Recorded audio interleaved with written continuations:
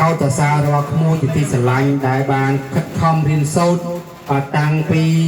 បាទអាយុ6ឆ្នាំរហូតដល់ពេលនេះគឺបានអាយុ14ឆ្នាំហើយរៀនចាប់ចាំចំណាំចាប់បានគិតថានៅក្នុងថ្ងៃនេះកម្មវិធីខួបកំណើតគិតដល់លោកឪពុកបាទរិនសវេតដែលបានធ្វើពិធីបាទកំណើតមិនមែនខួបកំណើតទេកម្មវិធីកំណើតរបស់កូនសូមឲ្យកូនបាទជួបតែនឹងសេចក្តីសុខនិងចម្រើនអញ្ចឹងនៅក្នុងកម្មវិធីនេះសូមឲ្យបាទប្រពៃនៅពិធីនេះដើម្បីជាលៀបជ័យសេរីសួស្តីក្មួយអាយុ14ឆ្នាំរហូតដល់កូនមានអនាគតខ្ពង់ខ្ពស់ជាបន្តទៅក៏សូមជាពលីកាគិតថាពលឺទៀនជាពលឺមួយតាមឪពុកម្ដាយដែលបានបង្កើតមកដែលមានពលឺទៀនដែលច្បាស់លាស់ដែលពិតប្រាកដថាកូនកើតមកទៅតាមកន្លងឪពុកនិងម្ដាយទៅតាមអ្វីដែលការតម្រៀបរាប់ហើយជាបន្ទាប់ពីដល់លោកគ្រូអ្នកគ្រូបានកំណត់ថាសូមឲ្យកូនរៀនបកកែរៀនតែចាំចំណាំឆាប់បានពេលនេះសូមធ្វើពិធីនៃការបាទ Happy Birthday ដូចតទៅមួយពីភ្លេងអត់មានភ្លេងជឿទេណាពីរBirthday to you Happy birthday to you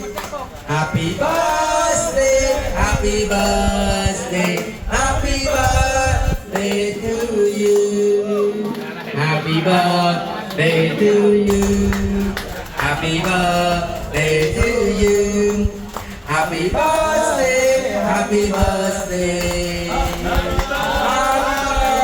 Birthday to you កូនព្រឹងកូនជូនពរបាទជូនពរខ្លួនឯងជូនពរអ៊ំពូមីងទាំងអស់ណាកូនតាមានមីក្រូមួយទៀតទេមើលសុំមួយទៀតមើលសូមជូនពរណាមួយសូមជូនពរអ៊ំពូមីងពិសេសគឺលោកប៉ាអ្នកម៉ាក់ដែលក្រៅប្រទេសផងណាតោះ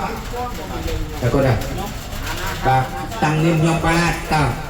តែជាកូនបាទថ្ងៃនេះលោកប៉ាបានធ្វើពិធីខួបកំណើតឲ្យតែកុំនិយាយអីផ្សេងនិយាយតែមួយអ៊ំបានកូនកុំណានិយាយតែកុំនិយាយទេបាទតោះខ្ញុំនាមខ្ញុំឈ្មោះណាហើយលឿនតែចាំបាទឈ្មោះអីទៅហ្នឹងបាទជំនួយមកឲ្យបាទកូនដែលជាទីស្រឡាញ់គិតថាលោករិនសវេតដែលបានធ្វើពិធីកំណើតរបស់កូនថ្ងៃនេះដោយសារការរំភើបរបស់កូនពេកមិនថារកថ្លែងការវិចារមិនរួចរបស់លោកពុកអ្នកម្ដាយអរគុណចាំពីខ្ញុំដែលជាពិធីបកតែគេមិនរកឲ្យមកនិយាយតាមតែគិតនៅឃើញនេះគឺបាទសូមប្រកាន់ផ្ញើទៅបងប្អូនទាំងអស់គ្នាដឹងថាថ្ងៃនេះជាថ្ងៃដ៏ខួបកំណើតរបស់ក្មួយសូមជូនពរឲ្យក្មួយរៀនចាប់ចាំចំណាំឆាប់បានសូមឲ្យ